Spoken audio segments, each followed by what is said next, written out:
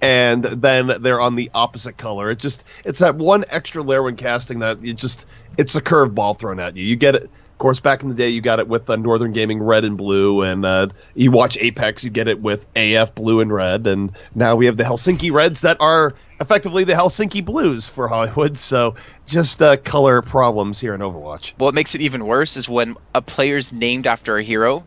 So we have Roadhog playing Mercy. It just gets really confusing, to say the least. I think we've had that happen a couple times, actually, for Mitch and I. Can't remember. It's probably like the Overwatch Atlantic Showdown. I'm just glad we didn't get too much of the IDD the team versus IDD the player back in the day, because that was bad. Thanks, man, for that one. Oh, God, that was hell. That was hell. Thank you, NP, for sponsoring IDD and saving us from that. Yeah. All right, so on the side of Helsinki Reds, it's your first time seeing them today. Let's go over the lineup for you guys at home who might not know who they are. We have Prettywise playing Zarya, FX on Anna, BBR on Lucio, Ruape over on the Reinhardt Exceed on Soldier, and Wumera over on the Roadhog. And for the ENCE Esports squad, if you didn't see them earlier today, we have Sky Tricksha be playing Zarya most likely. Bido currently sit on Widowmaker, which is a very good possibility. Cloudy over on Reinhardt, Rippa on Anna, Desperado on Roadhog, and Trickfied over on Lucio. So Bido, for a moment I thought he was actually going to swap Pharah right after swapping the Soldier, because he stopped for a second, but no.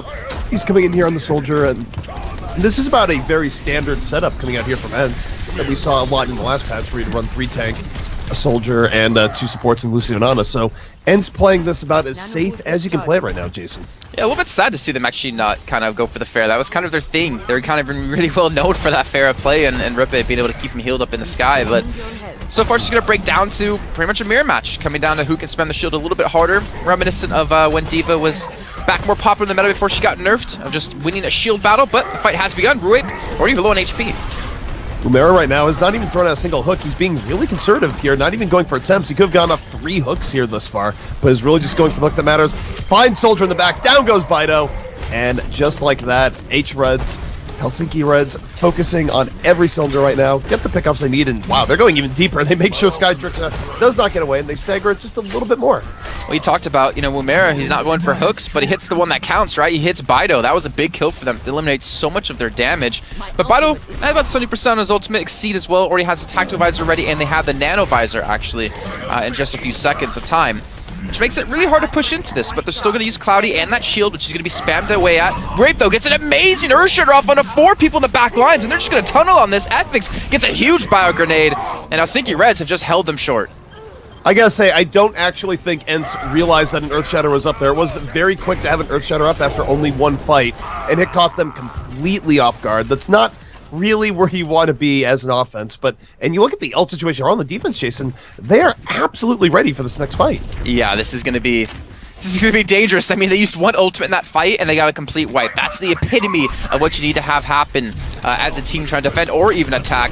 But it's going to be coming down to attack versus attack fires with the Graviton Surge for Prettywise. You can see him look off. He's actually in towards the side. He's waiting for them to push in to just pull them all together, but they're going high ground. Actually wrapping. Are they going to wrap around the back? I don't know. I don't know if I necessarily agree with this because they're getting pushed into a tight spot. Yeah, the Graviton is here as the welcome wagon here for Helsinki Reds. They're going to throw in the Grav. They only pull in Roadhog here. We'll see if that's enough. It wasn't quite the opening Pennywise was looking for. Meanwhile, Wumera, he's getting taken down in the back. Does finally go down to Lucio that delivers the final blow. And for ENCE, they're actually able to pull this more in their favor right now. The defense now a bit on the back foot. They could still put back. Prettywise certainly trying, but going to be beating that big axe of LH Cloudy instead. So the Graviton defense there, Jason, was a little bit whiffed, and they paid the price. Yeah, it was very whiffed, only hitting, I think it was just 1 target, Desperado, but in the meantime, the payload's actually still being contested. Finally able to jump back on top. XC going to be slept directly on top of this, and I think, did the charge just miss it? Cloudy missed that one, and he's eventually going to go down for this, so it's not too big of a loss in the end, but still, you can't really afford to be missed that. It's such a high costly game. But with them still tunneling through, when Mary comes back onto the payload, they're going to hold. Somehow, the attacking side has been able to maintain control of this payload and take it. I gotta say, it's never a great look for a Soldier when you blow your Nano Visor and you have a Nano Boost on you and all the rest, and your best option, because the Reinhardt shield's in front of you, is to run up and melee the Reinhardt. I saw this like, I don't know if this is gonna work out well. Did not actually work out well on the offense now. It's a good recovery, but it was enabled by the defense just messing up the engage. Now we'll see if the offensive ends can keep the momentum going forward here into this next fight. And speaking of messing up the engage, like with the Graviton Surge starting, and then everyone else popping ultimates after that just to make sure they can win the fight, and then they didn't even do that, wasted so much for Whip with a huge Earth Shatter. I think it's just gotten them back in the fight. Well, first verse same, or second verse same as the first here, as we see a different whiffed Graviton here. This time from the side of the offense, where they only pull in one, and Helsinki Reds are able to come in over the top and push things back. So, really, ENCE gifting Helsinki Reds their positioning back here, where they really had an opportunity to push this in quite heavily. This is really reminiscent, though, of yesterday on Hollywood, where Helsinki Reds did hold them in their own spawn after the point was captured, and ENCE Esports pushed the payload the entire second phase in overtime. But that Graviton catching 3 and the Pulse Bomb is going to do some serious work. Or no, Cloudy picks up 2. You would think he'd do serious work, but the offense, they had enough ultimates up to really mitigate the most of that, including Sound Barrier, which was key, and they're going to push us right back. So right now, we have a trend developing here, Jason. The team with Graviton loses the fight. It should be a thing here, but the sample size is steadily growing. Yeah, forget Graviton at this rate. That's definitely true, and I guess the Graviton was a little bit too far for Pretty Wise and his team to really capitalize. Maybe they hoped the Pulse Bomb would have been enough to finish them off, but either way, they have to deal with what the cards have been dealt, and Rape will be able to challenge the payload, at least be able to contest it for now. We do have Exceed with Nanovisor already ready. He's going to be popping this one as well towards the back.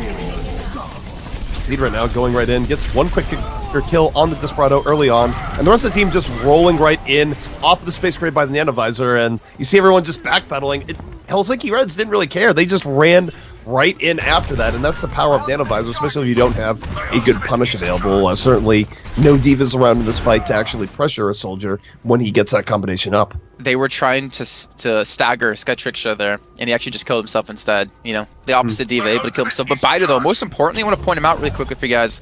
He's behind them. He actually has flanked all the way around. He's 80% his ultimate. Oh no, do not tell me he's going to backdoor this. Do not tell me someone's not going to pay attention to this, man. They're able to pick up 3 big kills towards the entrance, but the payload is still moving. Oh no. Oh no, this is happening right now. The pit car is moving. Finally, they realize it's happening. FX and Lucio heading right to the back line, going to send Bio back. So